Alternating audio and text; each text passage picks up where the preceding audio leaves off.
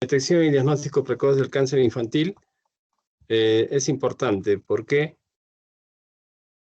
A ver. Ya. Es una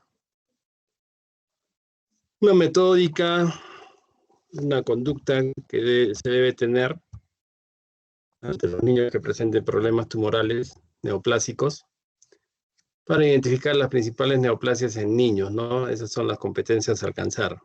Hay una importancia de la detección precoz. Se basa sobre todo para brindar con fines pronósticos una mejor tasa de sobrevida y también tratamientos menos intensos.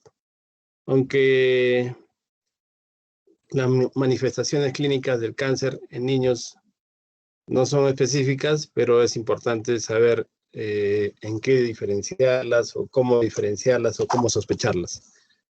Y ustedes van a tratar de esquematizar los diagnósticos de sospecha del cáncer infantil basado en signos y síntomas de alarma. Asimismo, se van a familiarizar con lo que es esta sospecha de cáncer infantil, ¿no?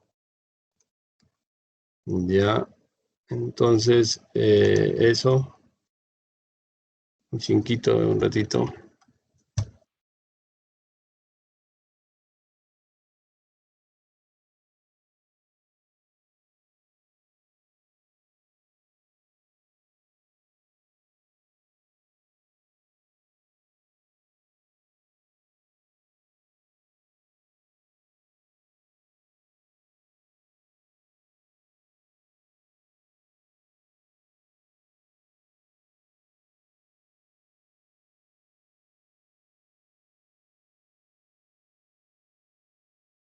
Vamos a continuar. Entonces, les mencionaba, esas son las competencias a alcanzar y esta referencia que tenemos son de su texto guía, que es en este caso el Nelson, el Tratado de Pediatría, Meneghelo, la versión de Pediatría Esencial de Nelson también, y Pediatría Integral del 2012, ¿no? Hay también un texto que ustedes lo pueden consultar, que es el de la OPS, que es de la Organización Panamericana de Salud sobre la sospecha de cáncer infantil, ¿no?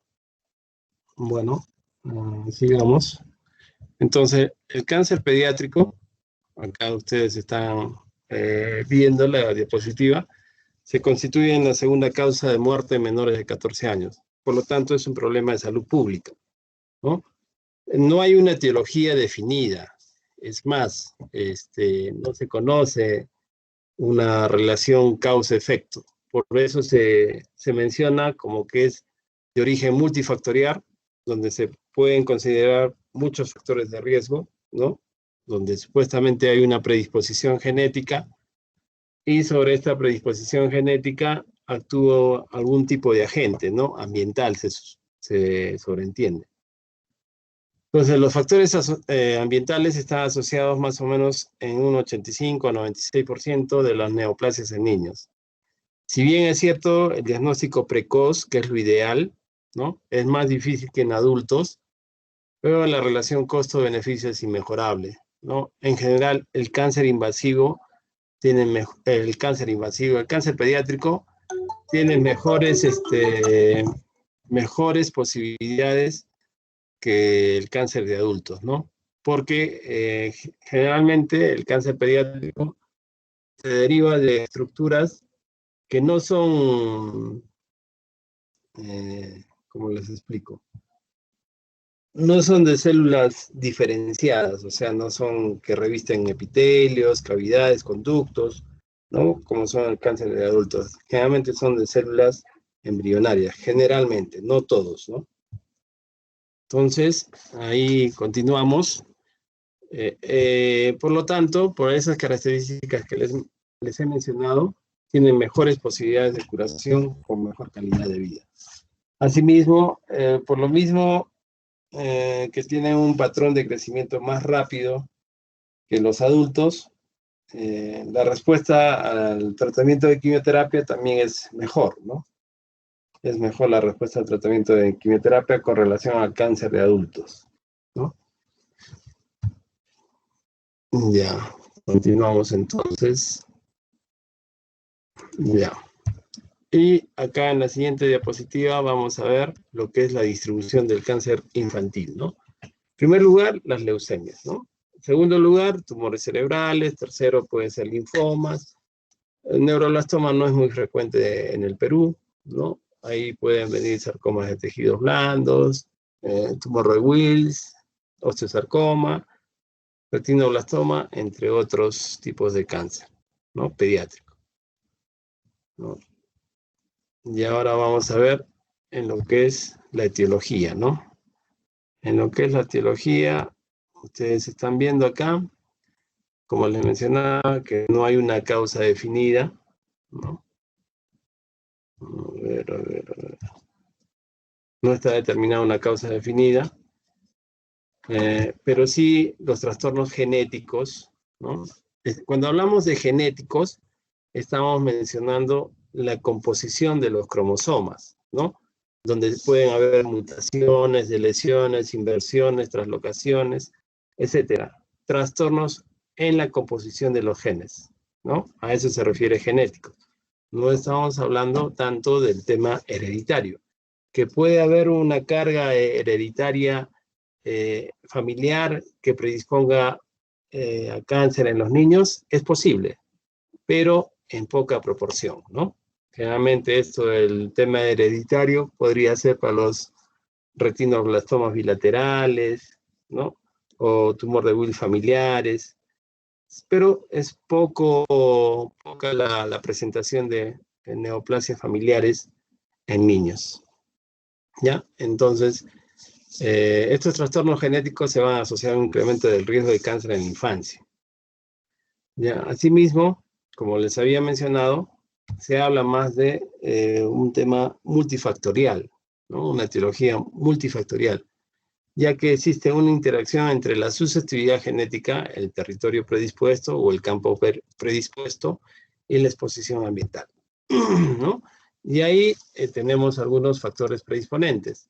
Entre los factores predisponentes está el síndrome de Down, por ejemplo. El síndrome de Down, más o menos se dice que entre un 15 a 20% vendría a ser, o 15 a 20 veces, la posibilidad de presentar una leucemia en relación a la población general, ¿no? Eso se refiere en cuanto a la predisposición, digamos, genética.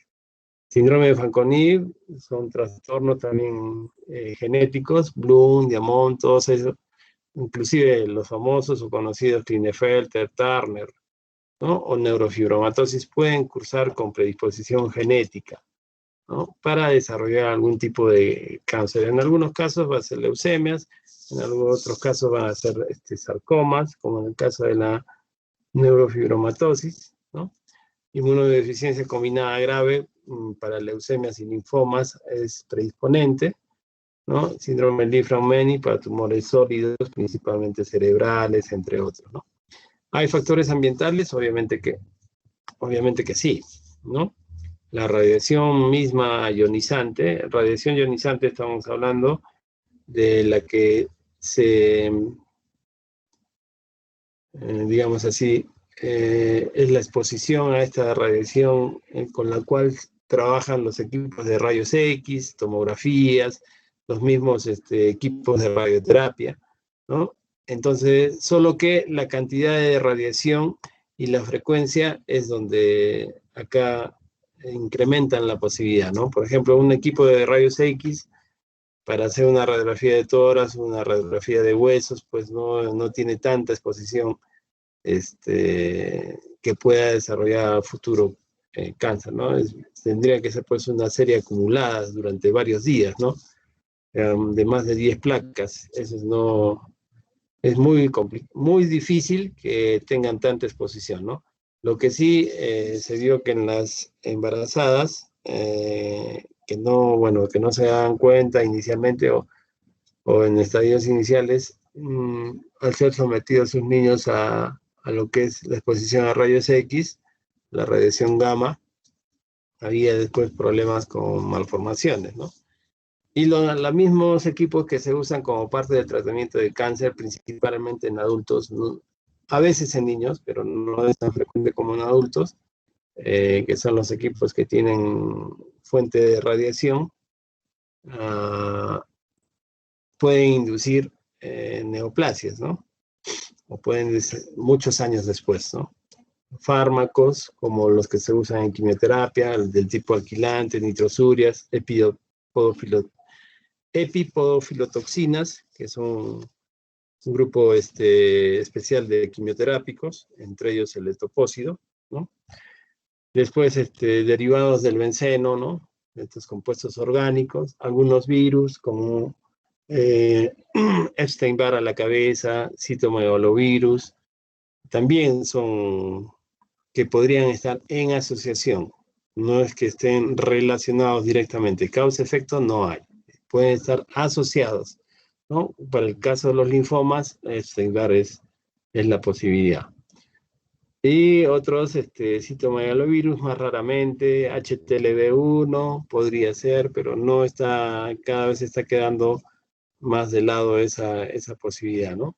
Otras alteraciones genéticas que se pueden, genéticas, ya hemos conversado, no es igual que hereditaria, por si acaso. Entonces, en la composición de los cromosomas vendría a ser el síndrome de Bredwin-Wiedemann, en el cual ustedes encuentran los pacientes que tienen macrosomía, no todos obviamente van a desarrollar este síndrome o van a presentar este síndrome de Bredwin-Wiedemann, macrosomía, macroglosia, hipoglicemia, hepatomegalia, a veces asociado a hernia umbilical, ¿no? Entonces, ese síndrome sí puede tener cierta predisposición. Entonces, esclerosis tuberosa, ya un problema neurológico, enfermedad de von Hippel-Lindau, xeroderma pigmentoso, etcétera. Entre otros, vendrían a ser los factores predisponentes para desarrollar una neoplasia en niños. Sigamos entonces, ya estamos en esto de los factores. Y es muy importante lo de la asociación a malformaciones, ¿no? Se describen varias malformaciones que se pueden asociar, no relacionar, es distinto, en la presentación de neoplasias. Así está lo que es la aniridia, ¿no? Aniridia, hemipertrofia, esto se asocia principalmente con tumor de Willis, ¿no? Tumor de Willis a la cabeza. Ya. El síndrome de Wiedemann que le he mencionado, ¿no? También se asocia no solo con tumor de Willis, sino también con hepatoblastoma, carcinoma adrenocortical, ¿no? El síndrome de Drash, que es una nefropatía glomerular, acompañado de pseudohermafroditismo masculino, puede también asociarse con tumor de Willis, ¿no? Ok, tenemos otras asociaciones, ¿no? Entonces, el síndrome del nevus vasocelulares, calcificación de la voz del cerebro, hipertelorismo, quiste maxilar, se pueden asociar con lo que es el rhabdomyosarcoma y el carcinoma vasocelular, ¿no? Asimismo, los tumores endocrinos múltiples, ¿no? Estas neoplasias, MEN, ¿no? Se pueden asociar con meduloblastoma, con feocromocitoma y con cáncer de tiroides, ¿no? ¿Qué más tenemos? Los déficits inmunitarios, ¿no? ¿Con qué se van a asociar? Ya lo mencioné, con linfomas, leucemias, ¿no? Entonces, acá viene la pregunta del millón. ¿Por qué es importante la detección precoz en el cáncer infantil? ¿No? Porque la mayoría de neoplasias infantiles son curables, altamente curables. Ya lo mencioné, tienen un mejor pronóstico que los adultos, ¿no? Cuando se detecta precozmente, la intensidad del tratamiento se va a reducir y asimismo como la duración, con menos presencia de complicaciones, efectos colaterales, ¿no? Entre otros, ¿no?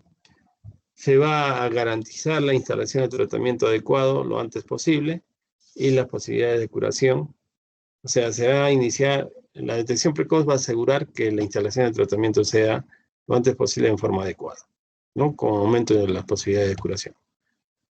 Adicionalmente, se va a disminuir las potenciales secuelas orgánicas y psicológicas. Recuerden ustedes que en la quimioterapia, los medicamentos conocidos como citostáticos, no es que tienen un efecto selectivo sobre un determinado grupo de células, sino que su acción es sobre todas las células que tienen crecimiento rápido, ¿no?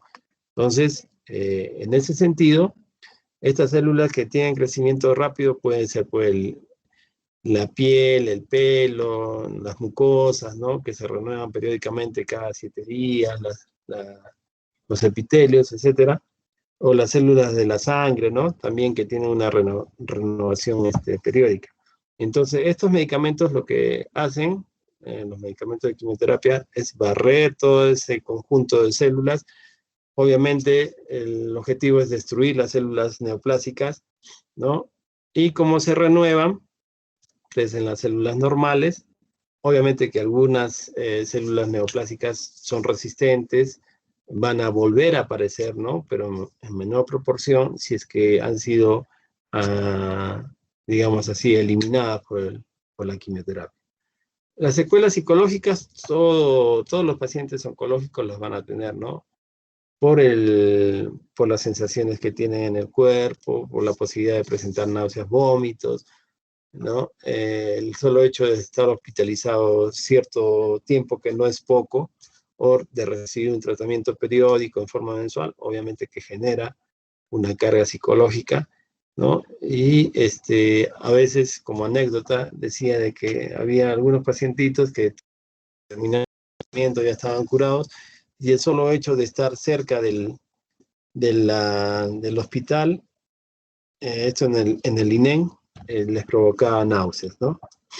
Como esa sensación, o el solo hecho de sentir por ahí un olor similar al hospital o a la comida del hospital, les provocaba ese malestar de náuseas, ¿no? Bueno, después la detección precoz también va a mejorar el pronóstico y obviamente lo que es más competencia del Estado, el costo económico del tratamiento va a ser menor, ¿no? Muy bien, sigamos entonces. Factores que pueden afectar la detección precoz. En este caso ya intervienen tanto factores del tumor, como es la biología del tumor. Hay tumores que, bueno, aparecen en estructuras profundas, por ejemplo, en la cavidad abdominal. Ustedes van a tener que hay muchos órganos. Y en estos órganos, hasta que no tengan un crecimiento importante, no van a ser palpables en el abdomen, ¿no? O hasta que no compriman estructuras vecinas o produzcan manifestaciones de dolor, no van a tener manifestaciones así importantes, no van a ser detectables, digámoslo así. Igual, los tumores cerebrales, ¿no? Hasta que no produzcan algún tipo de síntoma, como cefalea, como hipertensión endocraniana, puede ser déficit motor, convulsiones, etcétera, no van a ser detectables. Otro problema que tenemos en el país, y esto es en lo que hay que trabajar bastante, es la tardanza de los padres en consultar. Sabemos que nuestra población rural, la población de las regiones alejadas, bueno, tienen un nivel sociocultural, socioeconómico diferente o bajo. Entonces, ellos tienen creencias culturales, ¿no? De pensar que lo ha agarrado la tierra, si es que tiene un dolor, unos vómitos, ¿no? O si tiene un tumor, hasta que no sea muy grande, visible a media cuadra, entonces no hacen nada porque primero han acudido al curandero, ¿no? Al de las hierbas, etcétera. Y si ven que no ha dado resultado y sigue creciendo el tumor, entonces recién es donde se acercan al establecimiento de salud que está en la localidad, ¿no?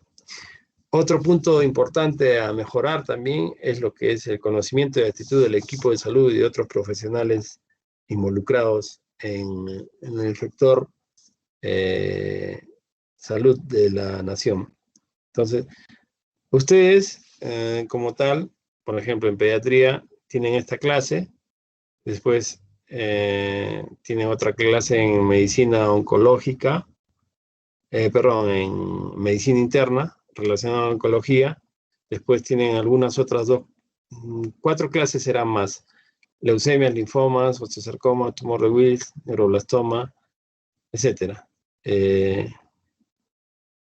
Serán 4 o 5 clases que reciben en toda su formación pregrado, ¿no? Y si no han visto, no saben cómo es la evolución o las molestias, aunado a que el cáncer infantil no tiene síntomas específicos o propios, entonces probablemente tenga muchos errores de diagnóstico, ¿no?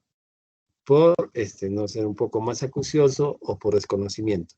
En el internado igual, o sea, en hospitales generales generalmente no van a tener un volumen alto de pacientes con problemas oncológicos. Por ahí tendrán 2, 3, ¿no?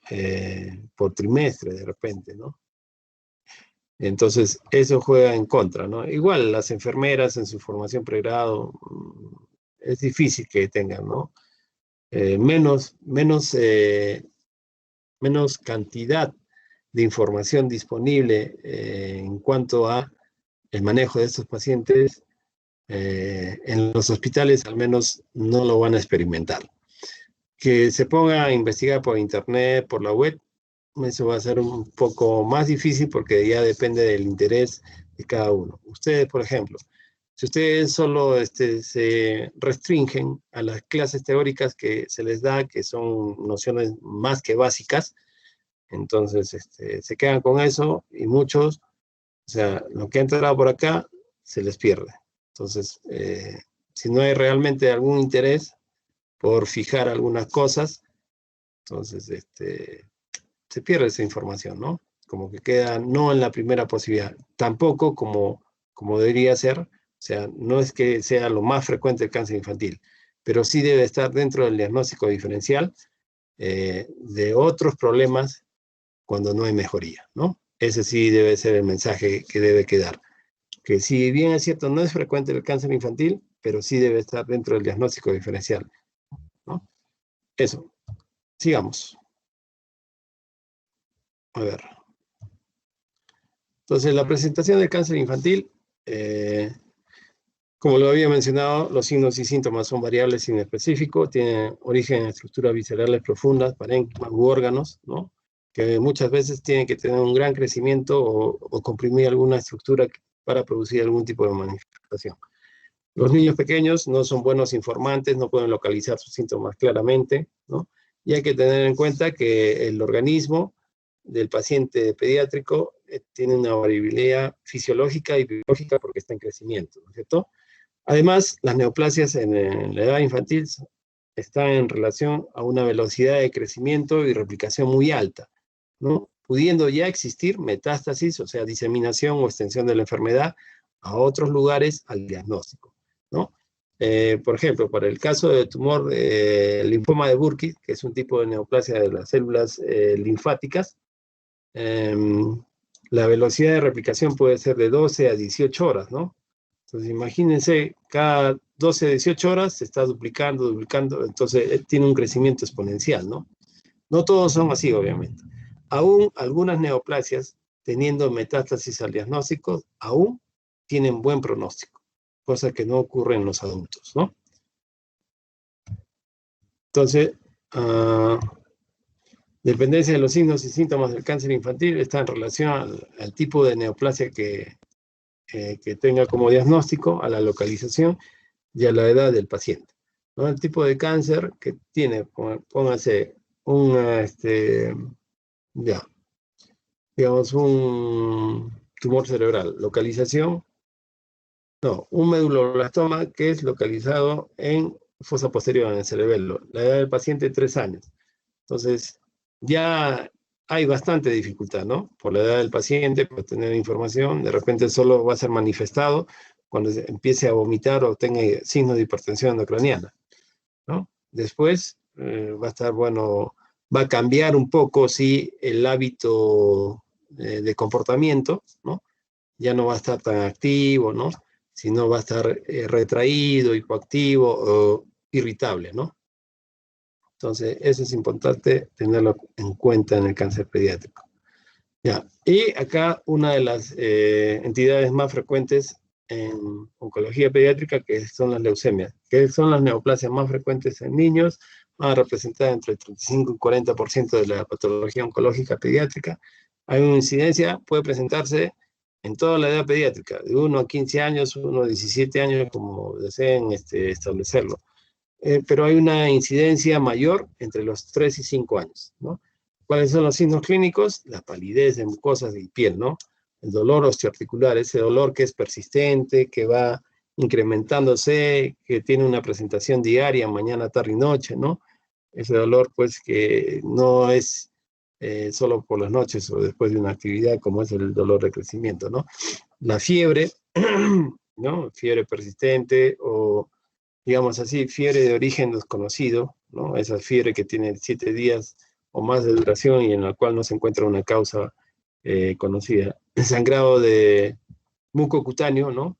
Sea nasal, de piel, las equimosis o petequias, ¿no? La posibilidad de hacer infecciones severas, ¿no? Por la cantidad de neutrófilos, que son la línea de defensa principal, o infecciones bien abruptas, no bien abruptas, sino bien invasivas, ¿no?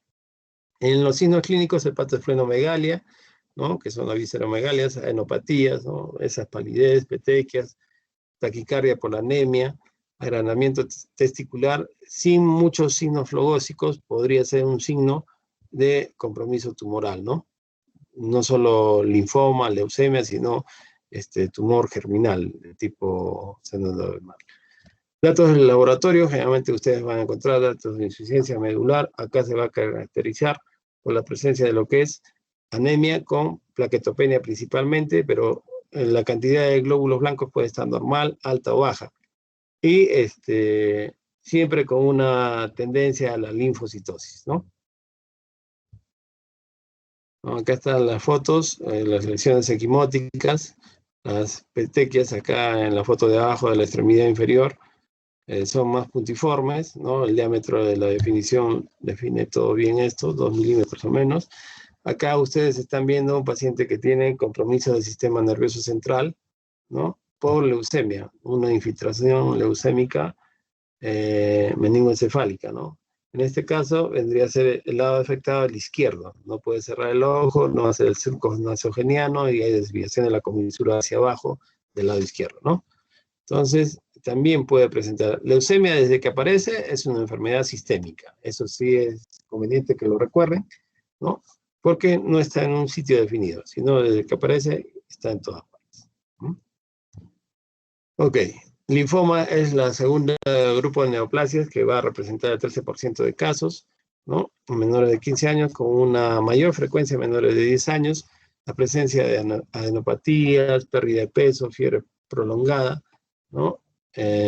Sudoración nocturna, sobre todo para lo que es el linfoma de Hodgkin, lo que va a haber son adenopatías, fiebre prolongada, o sudoración nocturna, y eso a veces va a diferenciar los cuadros del linfoma de Hodgkin en que sean sintomáticos o síntomas B o sin síntomas, ¿no? O sea, solo los hallazgos que les he mencionado. Sin fiebre, obviamente, ¿no?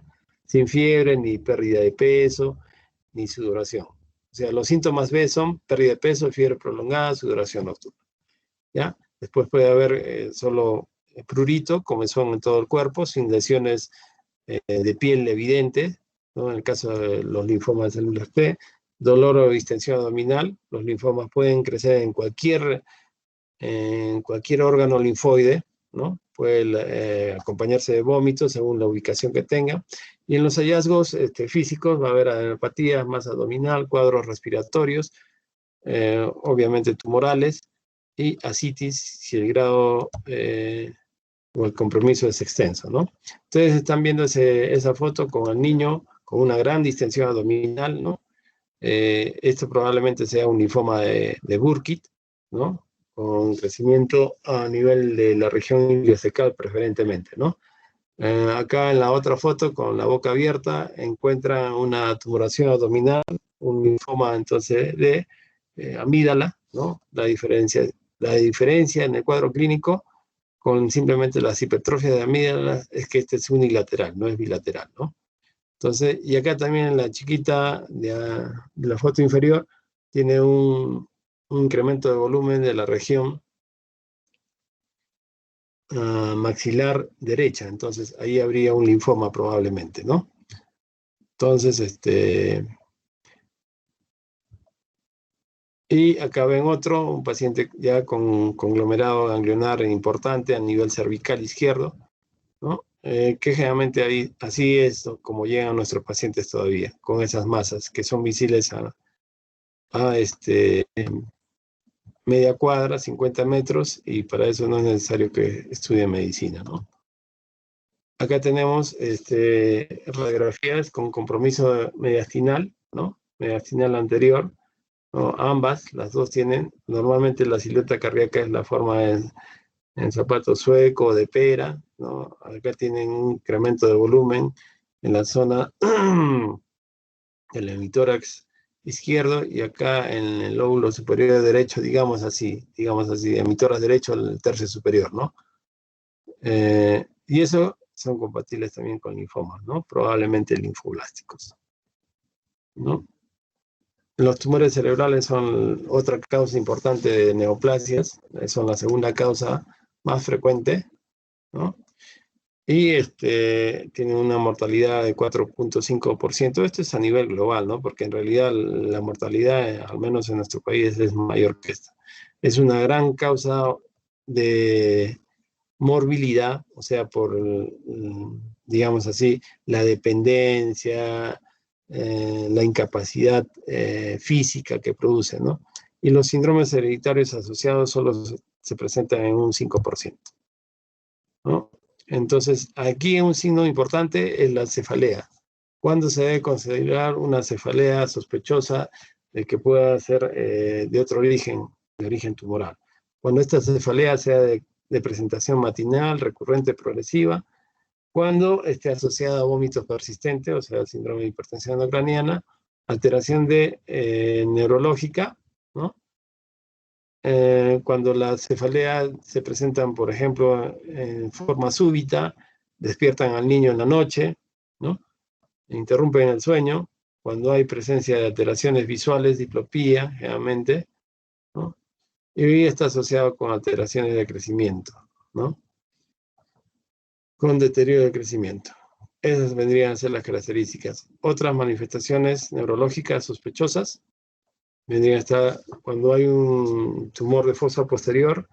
A nivel del cerebelo estamos hablando principalmente, estamos haciendo esa referencia, va a haber inestabilidad de la marcha o lo que se conoce como ataxia. Convulsiones, ¿no? Si es que está cerca de la corteza cerebral que pueda irritar o estimular esta región. Aumento de la circunferencia craneana en los que no tienen todavía la fontanela cerrada, ¿no? Y cambios de personalidad. El cambio de comportamiento del paciente es que está irritable o muy hipoactivo. No es lo normal que esté en con esas manifestaciones de comportamiento.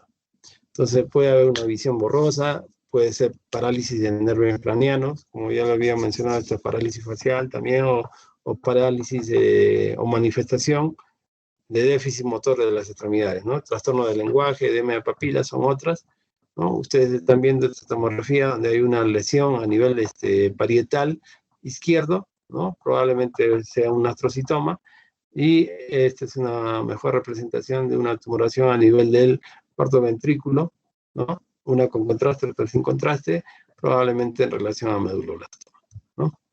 Entonces, osteosarcoma es una neoplasia de los huesos, ¿no?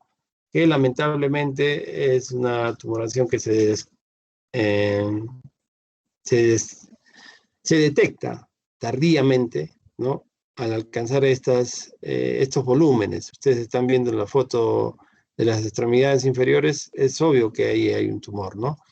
La primera manifestación de un osteosarcoma, que es una neoplasia del hueso, va a ser dolor y no se va a percibir, el dolor en una extremidad.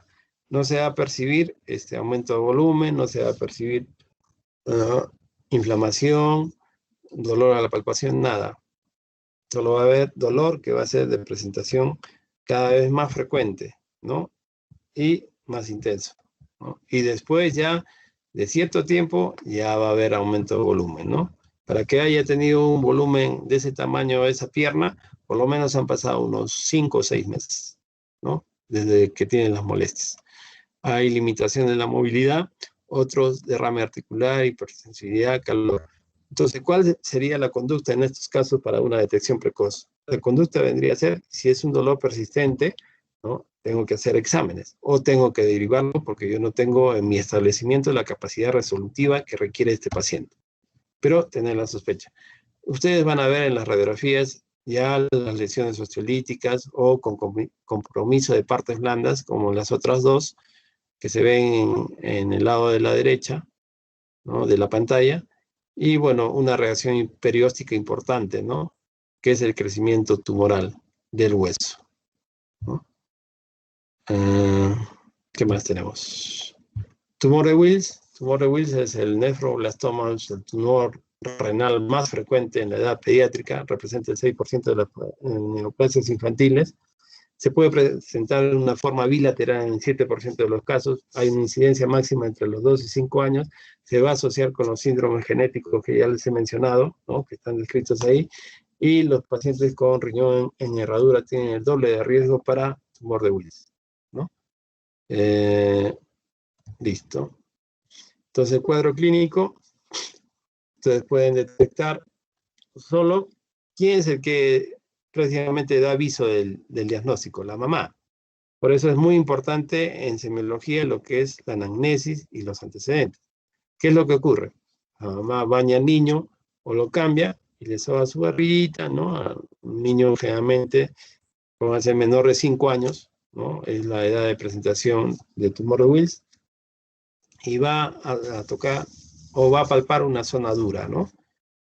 Bueno, dice, es una zona dura, pa. Y siguen pasando los días, todo eso, esa zona dura ya no es tan pequeña, ¿no? Lo lleva al médico y le dice, mire, estoy palpando una zona dura. No, dice, es acúmulo de deposiciones, porque está estreñido, o no, es parte de los intestinos, ¿no? Dice, si es que el médico es precavido, le va a decir, regrese de acá una semana o 2 semanas. Si es que no es precavido, dice, sí, no hay problema, déle nomás la gota para los gases, déle su dietita con fibra, ¿no? Con verduras, entonces, y líquidos, ¿no? Pasa el tiempo y la mamá ya nota porque hay un bulto ahí duro, que ha crecido, que ya la barriga no es simétrica, ¿no? Y cuando llega al consultorio probablemente el niño tenga el tumor de ese tamaño, que está subrayado o pintado, ¿no? Se va a acompañar de cuadros de hipertensión arterial a veces, ¿no? Por compresión de los grandes vasos renales o por secreción de renina. Puede presentar dolor abdominal si es que el tumor es grande. Puede tener hematuria si es que la tumoración justamente está en la zona de la pelvis renal. Hay un aumento de volumen abdominal rápido.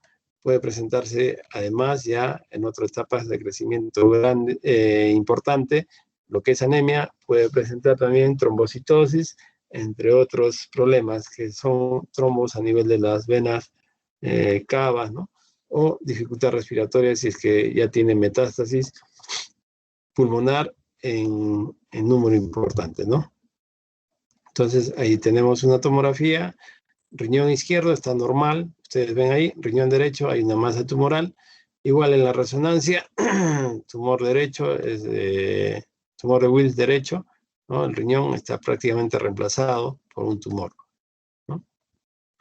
Después, el retinoblastoma, que en el 90% de casos se presenta en menores de 5 años, ¿no? La edad media de presentación generalmente es de menores de 2 años y puede ser de tipo hereditario o esporádico. El hereditario más está en relación con lo que es la presentación bilateral, ¿no? Las manifestaciones, ustedes están viendo ahí las pupilas, una de un color negro, que es el color normal, y el otro de color blanco, tanto en la foto superior grande como en la inferior. Pupila blanca con lo que se conoce como ojo de gato, ¿no?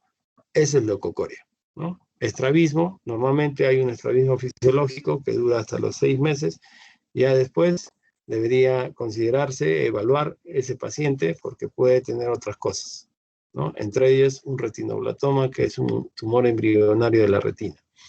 IFEMA, que es la colección de sangre en la cámara anterior, ¿no? Es inflamación de los párpados como si fuese una celulitis. No es una celulitis, sino es el crecimiento tumoral de la tumoración desde dentro de la órbita hacia afuera, ¿no?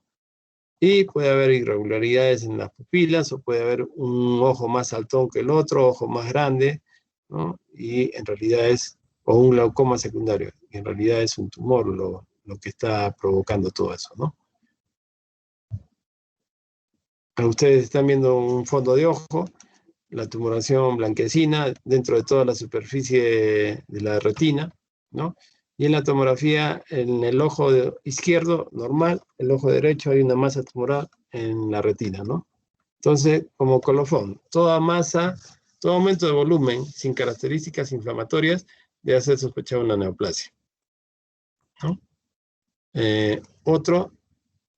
Todo tumor mediastínico debe hacer sospechar una neoplasia, hasta demostrar lo contrario, o salvo que se encuentren en la etapa de lactantes, donde normalmente se aprecia un ensanchamiento mediastinal producto de la hiperplasia tímica, ¿no?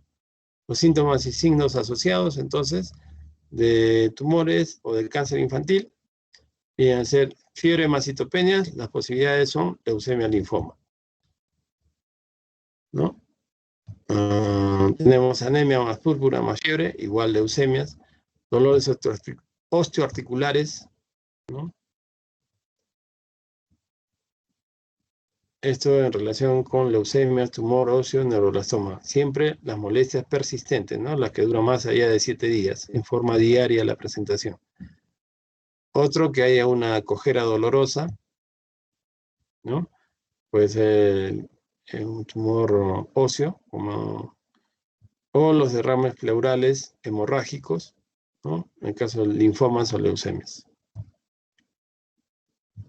¿Qué otros signos? Otorrea persistente o hemorrágica. Puede tratarse de un radomidosarcoma, que es una neoplasia del tejido muscular estriado. Histiocytosis, que son de las células, si bien es cierto, no está definido como una neoplasia maligna, todavía no hay consenso, pero tiene el tratamiento y a veces sí tiene un comportamiento como los tumores malignos, ¿no? Proviene de las células de Langerhans. Algunos están asociados a la presentación de células dendríticas, histiocytíticas o presentadoras de antígenos, ¿no? ¿Qué más tenemos acá? Hematuria, si es una ubicación en la pelvis renal, en el tumor de Wills. Leucocoria, estrabismo, retinoblastoma, ya lo vimos. Proptosis, sarcomas, histiocytosis. Proptosis es digamos, la protrusión del globo ocular, ¿no? Esos talmos, ya, para que lo entiendan, ¿no? Tenemos acá el diagnóstico precoz, ¿no? Fiebre más de 7 días, palidez persistente progresiva, vómitos sin causa definida, más de 7 días, asociados a cefalea, tumores, ¿no? Cefalea igual, dolor óseo, adenopatías, estreñimiento, dificultad en la emisión, leucocoria, etc. Ok.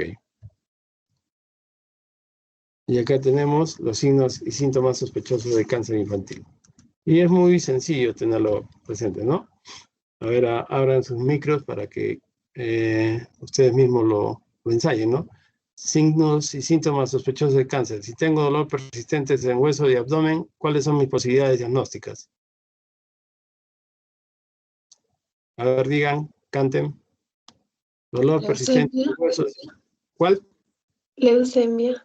Leucemia puede ser uno. ¿Qué más? ¿Qué hemos estado hablando repetidamente? Si es que no tengo ningún bulto, no tengo dolor a la palpación, que se ve ya cuando viene después de 5 o 6 meses de evolución. ¿Tumor dónde? Ahí mismo dice, dolor persistente en En los huesos. huesos, tumor de hueso. ¿Qué más? O y abdomen. ¿Qué vendría a ser? Dolor persistente en el abdomen. ¿Tumor de Willis? Podría ser, pero más un linfoma, ¿no? Entonces ahí tienen leucemia, tumor óseo, linfoma abdominal. No está descartado el tumor de Wills, pero tendría que ser muy grande. Acá solo dice dolor persistente, ¿no? Ahora, fiebre sin causas o por más de una semana. ¿Cuál es la cabeza?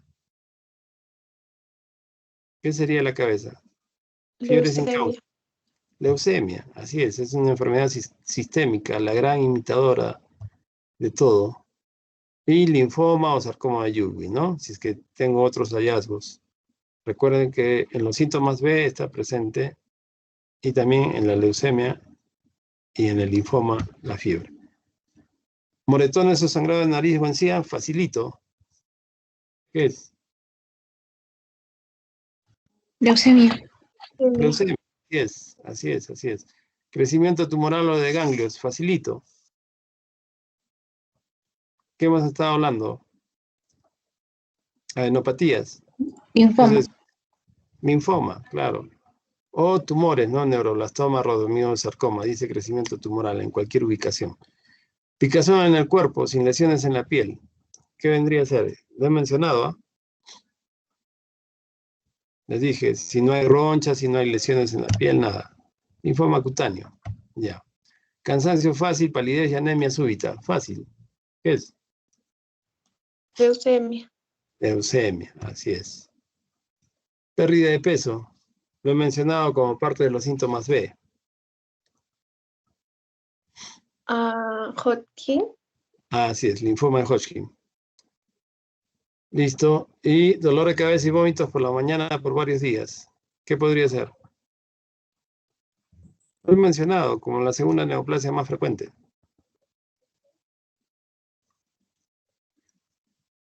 Tumor cerebral, pues. Hipertensión endocraniana.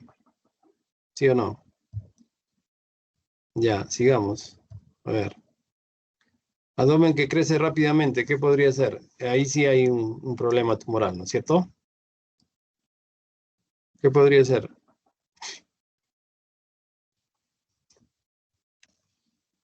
Tumor de Wills. Tumor de Wills, hepatoblastoma, linfoma abdominal, neuroblastoma, todos los tumores que crecen en la barriga. Los principales, ¿no? Porque hay muchos. Infección que no mejora, que a veces es uno de los principales síntomas en la presentación. ¿Cuál es la neoplasia más frecuente?